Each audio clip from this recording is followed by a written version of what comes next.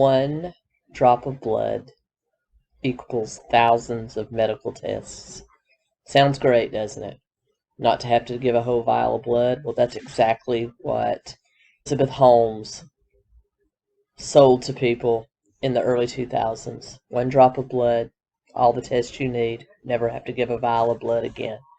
And people fell for it. She proposed her machine known as the Edison that would be able to do thousands of different blood tests from that single drop of blood, and sold it to Silicon Valley and the world, as well as many Fortune 500 companies and the government. So let's take a look at who Elisabeth Holmes was, what Theranos was, and how it misled an entire industry. It became one of the most studied cases of Silicon Valley gone bad in history. And with that, I'm going to go back to 2019, Tracy, telling you about the 2003 case of Theranos. Let's do it. Hey everyone, welcome to White Collar Crime Wednesday. I'm going to say it right now. This one was a booger bear. This one will probably be a very long video, and it took me a long time to research this. I watched every documentary I could find, every news article, I read it, and I even read the book of the investigative reporter that brought this whole scam down. I read it in 2 days, y'all. Well, that might be a strong word, read. I listened to it on Audible in 2 days. And let me tell you, it's a very interesting book, so I highly recommend it. I'll plug it toward the end. But today we're going to talk about Theranos, which was a medical scam that kind of took place between 2003 and 2018 when the whole thing came tumbling down. The major trial, has not even taken place yet. There's also going to be a major motion picture coming out starring the star of the Hunger Games as the main character, so that should be pretty interesting. But anyway, let's get into it. Theranos, dirty medicine. Alright, to really understand what Theranos is, you have to look at its two major players. The first one is Elisabeth Holmes, who's pictured here. She was born February 3rd, 1984 in Washington, D.C., to Christian and Noelle Holmes. Now, Christian was a diplomat. He worked for many government agencies, including the Secretary of State, Secretary of Defense. He was pretty high up in the Clinton administration at one time, and also did some public companies as well. He was on the board of, get this, Enron. Now, a lot of people would think, okay, well, then just being a scammer was in her blood. Not necessarily. I don't think Christian was a bad person. There was a lot of people on the board of Enron. There was a lot of employees at Enron that were kind of blindsided by that whole scandal, which I will do in a couple of months. That's going to take me a while to sort out. But I don't think he was really a party to it. I think he was an innocent bystander. It just kind of happened that he worked there. So I don't think scamming was in her blood. Noelle Holmes did real estate and also sort of stayed at home. They were kind of a traditional East Coast WASP family, white Anglo-Saxon Protestant family. And they kind of migrated between Virginia, Washington, D.C., and Texas as far as when she was growing up. But a lot of her influence came from the Northeast. Interesting sideline, a Christian Holmes family, her father, and he was actually Christian Holmes IV. His family actually goes back as far as the Fleischmann's Yeast Company. He was descended from the family that actually created Fleischmann's Yeast Company. And they think that part of Elizabeth's drive to be rich, because there were many documented times when people asked her as a child, what do you want to be when you grow up? And she would just say, I want to be a billionaire. She wouldn't say, I want to be an entrepreneur, I want to be a scientist, I want to be a doctor, I want to be president of the United States. I want to be rich. So a lot of that stems from the fact that by the time she was born, that a lot of that Fleischmann's yeast fortune had been blown by previous generations of the family. It wasn't managed well, and it was just gone. So by the time we get to Elizabeth, they're pretty much a working, white-collar type of family. Still upper middle class, but certainly not rich. In fact, someone at a family reunion asked Elisabeth, "So you don't want to be president?" And her words were, "The president would want to marry me because I'm going to have $1 billion." That's the kind of attitude she had. And this was at like age 11. So there was a lot of instances of her being highly competitive. There was her brother in the book commented that they were playing Monopoly one day. He was about 8, she was about 11, and she lost, and she got so mad she flipped the board and actually ran through the screen door of their house. Didn't just walk through it and slam through it, ran through it. That's how competitive she was. So all of that will come into play later. But she was born February 3rd, 1984, to this previously rich family. The other major player is Ramesh Sunny Balwani. He was born around June 1965 in Pakistan. He was her partner, president of the company, and her lover at one point. They met in 2002 when Elisabeth was on a college trip to Beijing, China, and he was doing business there. He was about 17 years older than her. He also divorced his wife in 2002 when he met Elisabeth. So there's a little bit of romantic scandal, and they kept this hidden from employees and from board members of the company later on. That's important too. Let's move on. All right, back, different setting, still in Florida. Just moved to the table so that I wouldn't jiggle for you. But anyway, the technology. The technology of Theranos really wasn't a company that was started like a lot of companies, like Microsoft or IBM or things like that. It was an idea more than anything that never really came to fruition. That was part of the problem. But Elisabeth did do quite well in St. John's Preparatory School, and then she went on to Stanford.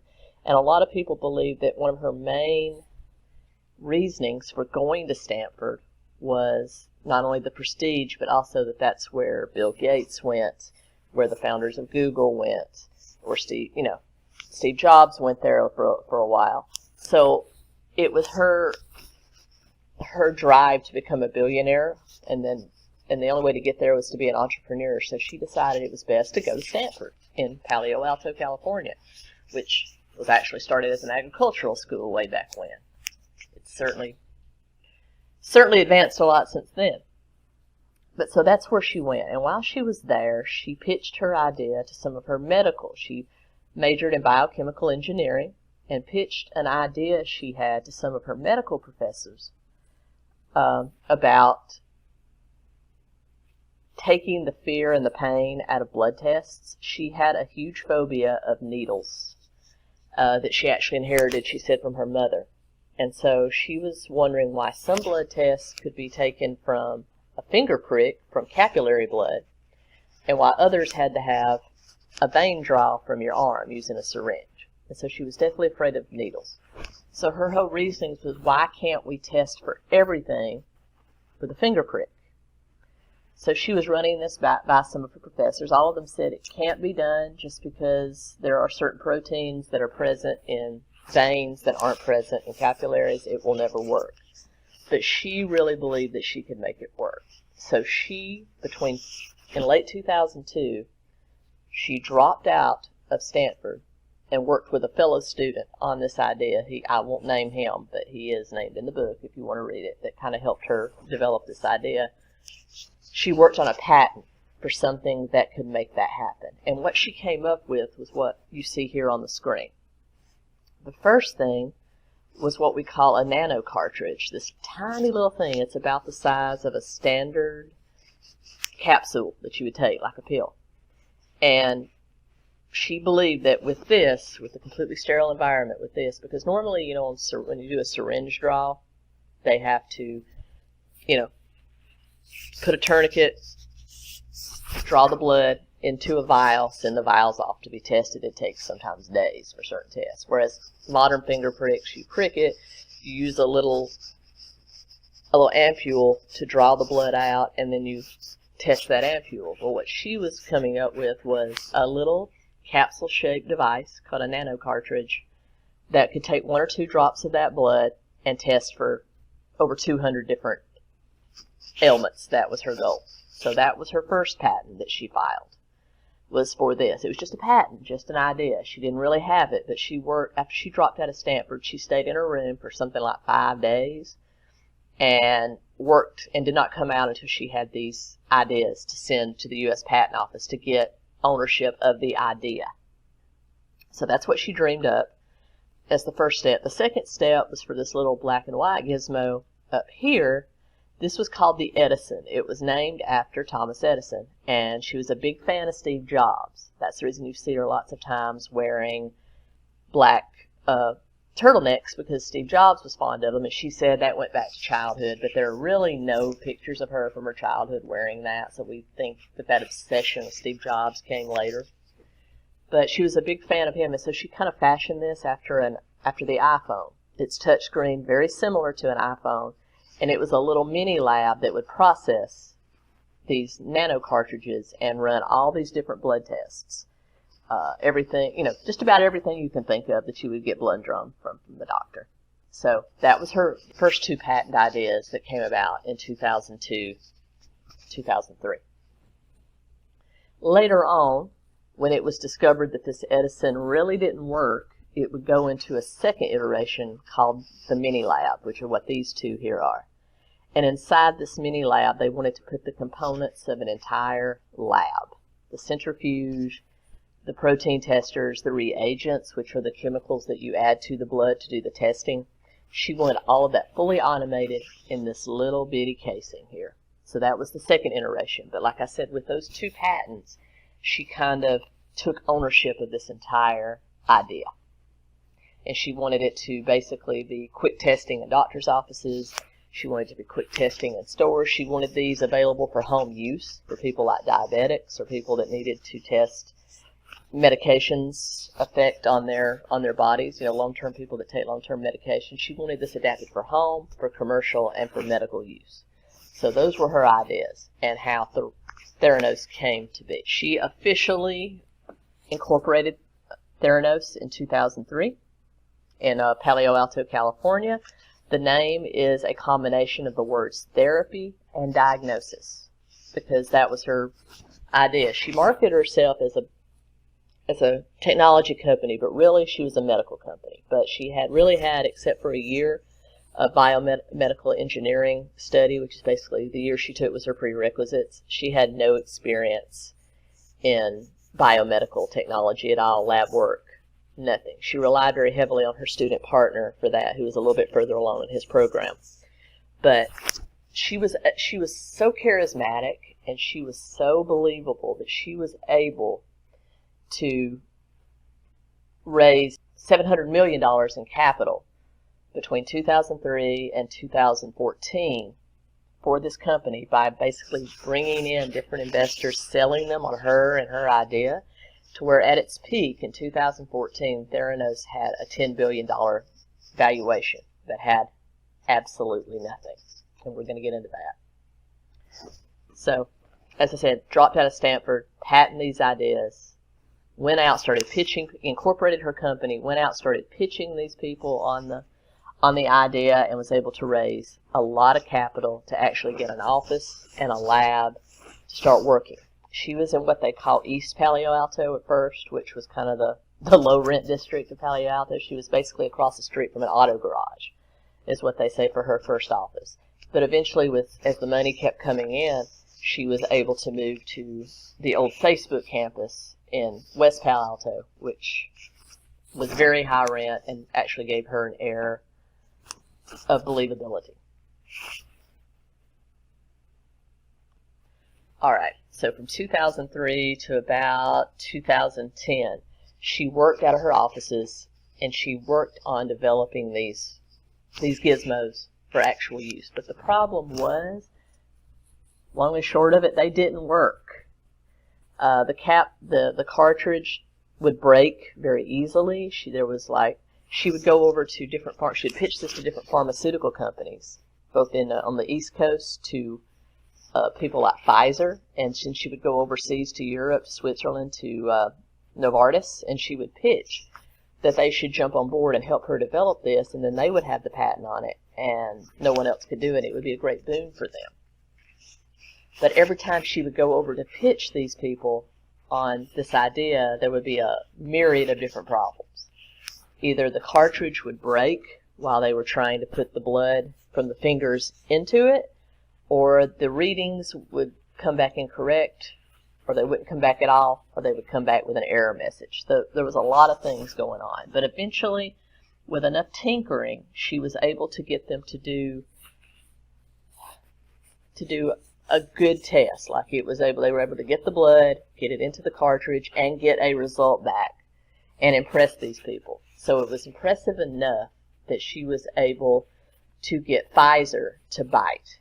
And they actually said, we want to do a clinical trial. So they licensed with Vanderbilt University in my hometown of Nashville, Tennessee, to do a test on cancer patients. They wanted to use the Edison, which is the Edison machine, the black and white machine, and her little nano capsule, to test the blood of cancer patients to see what effect the chemotherapy was having on them. So she started a 5-year-long study at Vanderbilt for that purpose. But again, they started having various issues, capsules breaking, error messages coming back, wildly incorrect readings coming back. And going back to when she was able to get it to work for the executives at Pfizer, they got the blood drawn, they got it in the capsule, they got it uploaded to the server where it needed to go, and they got a result back. Unfortunately, they were incorrect results, because where all of this was processed via cloud back in her labs in Palo Alto, they knew that the Edison didn't really work. So what they had done is gone out and bought commercial lab machines from Siemens, from other purveyors that manufactured these things that had long been in use, and she was buying those and using those to actually run the tests. But the problem was that all of those machines actually run on venous draws, like full-on syringe draws. So what she was doing is having them take the blood, fast FedEx it back to her. She was taking those tiny drops of blood and she was diluting them with enough water to get those venous draw machines to actually give a reading. Now, what do you think happens to a small amount of blood when you dilute it with water? You don't get the correct reading. So she was sending back all these bad results, and Vanderbilt eventually caught on to it. And they said, this isn't good. She was able to keep it going somehow for 5 years, but the data was inconsistent. So eventually Pfizer pulled out and canceled that trial. So that was a big blow to her. So she sort of stopped dealing with pharmaceutical companies and decided to go straight for people in retail and for home use. And the two major lab companies at that time were Quest Labs and LabCorp. That's where most people sent the results. And so she really had a vendetta to replace them and to make it cheaper. And I really admire her idea. But unfortunately, it didn't work. None of this ever worked. That was the problem. So once Pfizer and Vanderbilt caught on to what she was doing, she kind of buried that, continued to go out and get investor money. About this time, about 2010, she hired Sonny, who we talked about earlier, her boyfriend, to be her de facto president and kind of run the company. And she kind of hid that and went a different way. So she had two main targets. She wanted to get this for home use, and she wanted to get it into retail. So she started actually talking to Walgreens and to Safeway. Safeway's a big West Coast grocery store chain, and somehow with her charisma, she was able to get them to do a contract with her. Even though they saw tests, they never got the results from those tests, and any information that they got was incorrect. And there were lots of people at these companies that had a bad feeling about it, but unfortunately she was so charismatic, especially, and I'm quoting the book here, especially to older, distinguished white men. That's a quote from the book. That's not me being political. She was so attractive and so charismatic to these guys that she was able to basically entrance the CEOs of these companies and still go forward with the trials, even though there was all these mistakes going on. And to keep the mistakes covered up, they ran kind of a democracy, not a democracy, but a dictatorship at the company. They fired people frequently that spoke up, or they threatened people, you better stay quiet or you will get fired. They had video cameras everywhere. They watched everyone. If they didn't think you were working enough hours, they would check the logbooks and they would actually come at you. You only worked 9 hours yesterday. If you're really dedicated to this company, you need to be here 12, 13 hours like we are. So it was no one enjoyed working there. She actually recruited a bunch of people away from Apple, the entire design team that did the iPhone. They were gone within a year because they couldn't take her management style. And we're talking some pretty high-profile developers here. One of them had a story where they realized he had only worked 10 hours in a day and actually came down on him for that. And then he mentioned that these blood tests were not being calculated the right way. They weren't even being run on the machine he was working on, and they ended up forcing him to resign because he brought that out, and they would have everybody to sign non-disclosure agreements and things like that. It was just tyranny, pure and simple. And a lot of their developers were from India and Pakistan, and they were on work visas. So they had to keep their job to stay in the country to get their citizenship. So that's how they got around a lot of it. They had to keep their job no matter what. So they basically became yes men and yes women, and they stayed there, and they worked, and they kept their mouth shut.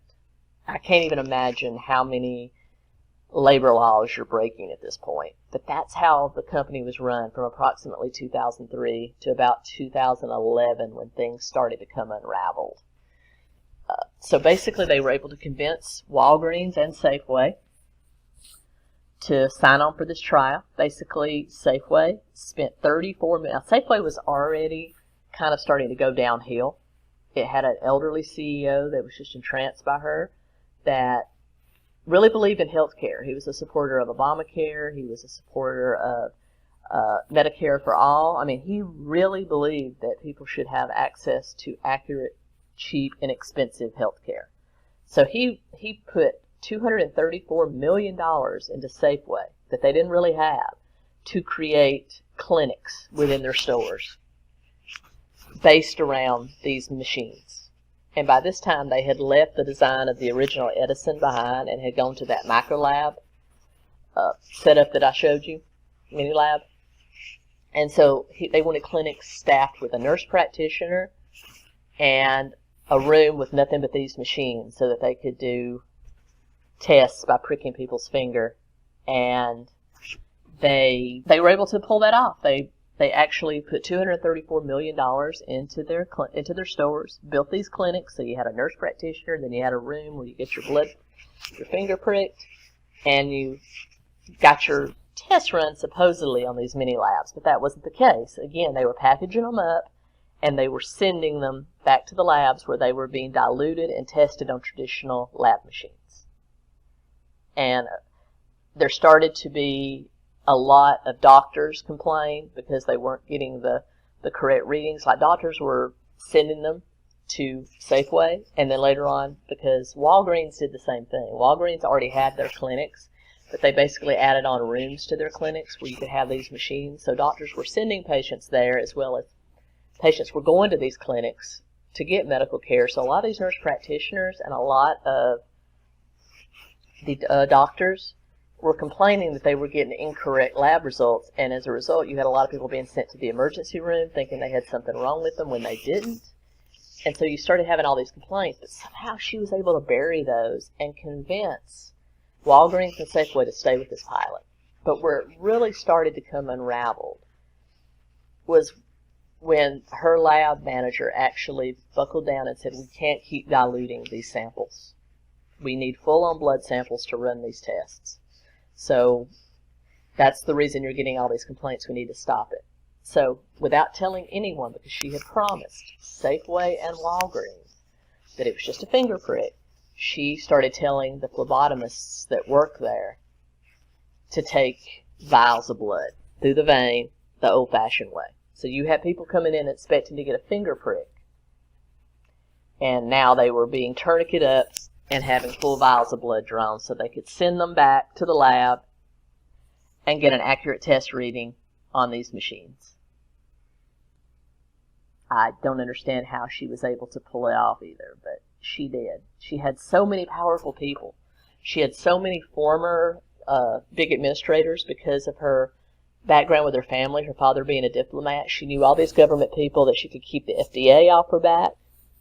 She was able to smooth these CEOs and keep the companies off her back. But then we finally get to who have the people known as the Theranos killers. And we're going to talk about them right now. First, you have Tyler and George Schultz. Now, if you don't know who George Schultz is, he was Secretary of State under Ronald Reagan. He remained clean during the Iran-Contra affair and all the scandal that went on in the Reagan administration. He remained clean because he was an honest guy. He was about 94 years old when all this started going on. She got him on her board of directors, and he was entranced with her just like those other CEOs were.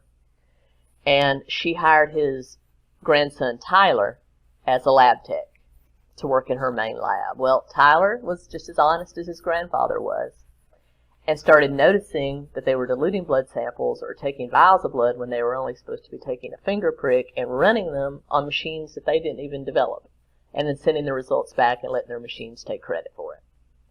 Well, he started trying to convince his grandfather. His grandfather would not believe him. He finally quit. They forced him to sign a non-disclosure agreement. And then he met John Carreyrou, who wrote the book, Bad Blood, the one I read, and was also the Wall Street Journal reporter that brought the whole thing down. He started talking to him and put him in contact with other former employees that told him the same story.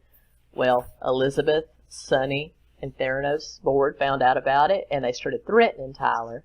Actually had a meeting with him at his grandfather's house where they threatened him with legal action if he didn't sign another non-disclosure. He refused and lawyered up, so they had to let him on. But all this time, his grandfather George is still supporting her and would continue to support her until the whole scandal came falling down. So it was just amazing the charisma she had over these guys. So John Carreyrou, Wall Street Journal reporter, started an expose in 2014. He did research and talked to people, keeping his sources as confidential as possible. From 2014 to 2015, he talked to doctors that patients had had wrong results. He talked to former employees like Tyler. And he talked to this gentleman, Richard Fuse, who was a retired doctor and medical entrepreneur that was a longtime friend of Elisabeth Holmes' family. And he was a man you didn't trifle with. He was a former CIA agent. He had contacts. So you can see the high level that this was at. In fact, Obama even named Elisabeth Holmes an entrepreneur to watch out for. I mean, that's how well connected she was to politics. But Richard Fuse got angry because here was this child that had basically grown up playing with his children, that had started a medical company and had not consulted him, because he owned like 5 or 6 really successful medical companies as well as being a doctor, didn't consult him on the proper way to do this. And he saw the trouble she was having. So he decided he would try to stop her. He was a man that was not under her spell. He decided he would try to stop her the good old-fashioned way with industrial espionage. So you remember when I talked about how Elisabeth wanted to market the Edison machine for home use? Well, her whole premise was you would prick your own finger, you would put it into the cartridge, you would put it into the machine, you would turn the machine on, it would upload your results to your analysis to the cloud, her lab would interpret it and send it directly to your doctor. Well, the problem with that is that you have to know what doctor to send it to, you have to know what medicines that a person's on so that you can kind of rule out all kinds of variables. And the only way that you can do that is through a barcode system. A barcode system that would have to be scanned into the Edison so that all your medical records are stored in Theranos' system. All that would have to come from a barcode. Well, what Richard Fuchs did is to get the patent on that barcode system. It was just an idea, just like Theranos was. So what he did, he sat down and he wrote a patent for the barcoding system, which means to actually complete her idea of developing this for home use, she would have to come to him and have to license his technology. So he filed that with the patent office and got the patent on it, and that was stalled immediately, which launched into a big legal battle with him that cost both of them millions of dollars, and started that together with the article in the Wall Street Journal started Theranos' downfall. So, Elisabeth tried everything she could to stop that Wall Street Journal article coming out. She even got Rupert Murdoch, who owns the Wall Street Journal, in as an investor for like $120 million, and went to him to see if he would stop the journal from publishing this and fire the reporter, John Carreyrou.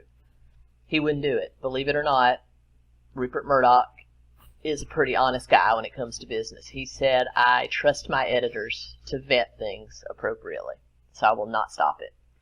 And the thing of it is, the Wall Street Journal and Fortune magazine had both done editorials on Elisabeth about 2 years earlier, putting her out as the next Steve Jobs. And so she had a good relationship with the editorial staff, but this is the first time she had ever dealt with the actual news staff. And this is a pretty ethical newspaper as far as that goes. So he said he trusted his editors. So she couldn't bury the story. She tried to get legal injunctions saying that they were getting trade secrets that were going to bring her company down. That didn't work either because there were no trade secrets. He had anonymous sources, and he had enough witnesses to collaborate that everything he was saying was true, because data doesn't lie. The test results that people were getting back that were incorrect were being re-verified with other labs and hospitals. I mean, it was there. It wasn't false. So she couldn't get them on libel or slander or anything like that. So she was effed. She was effed. That's the best way to put it. So 2014, she's at the height of her power. And then 2015, October, the Wall Street Journal article drops. And as a result of that, she had to go into damage control to save her company. And she went on Mad Money, Jim Cramer's Mad Money on CNBC. We're going to take a look at that video. And one interesting thing about that, you remember how I said that she was able to put on this persona of being a great mind and a great CEO? Well, part of that was that she had a normal young girl's voice, but she made her voice about 2 octaves deeper when she spoke, and it was a fake voice. And there have been a lot of employees that confirmed it was a fake voice. And we're going to watch a piece where she is going on Mad Money to try to do damage control as this article drops.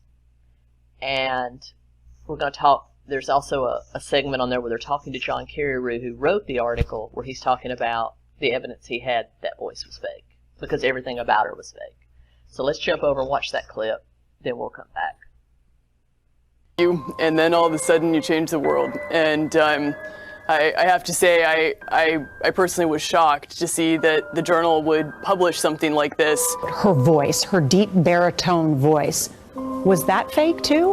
According to my sources, it was an employee who joined the company in 2011, had a meeting with her shortly after he joined, and it was late in the day, and they were finishing up the meeting, and she sort of expressed her excitement that he had recently joined, and as she got up, she forgot to put on the baritone and slipped back into a more natural sounding young woman's voice.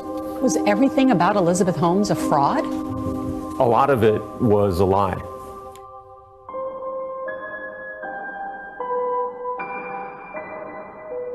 No, it hasn't. Well, if I use traditional words to describe what we're doing, it's hard because people then associate it with conventional processes for analyzing drugs in development or whatever aspects we may be applying our technology. So, even though she went on Mad Money, she went on talk about how when you change the world, people will try to stop you. She accused Richard Fuchs of trying to stop her because he wanted the technology for himself. She accused LabCorp and Quest Diagnostics of trying to stop her because they didn't want to lose their hold on the lab industry. All this, but it didn't work. People were onto her. So it all started toppling down. Centers for Medicare and Medicaid censored all their labs. The stuff in Safeway, the stuff in Walgreens, their main labs in Palo Alto, Arizona, and Newark, California. They censored all of them for using incorrect lab techniques and lying, so they could no longer legally do testing. And then, based on that, Walgreens and Safeway both terminated their contracts with them in 2017. And Walgreens sued them for breach of contract. And that lawsuit settled for $30 million. Preferred Partners, which was a huge equity firm that had invested $30 million into the company, sued and recovered $40 million.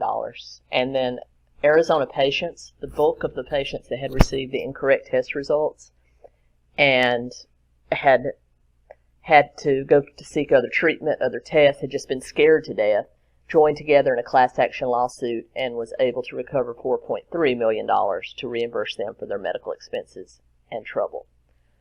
So that was 2017.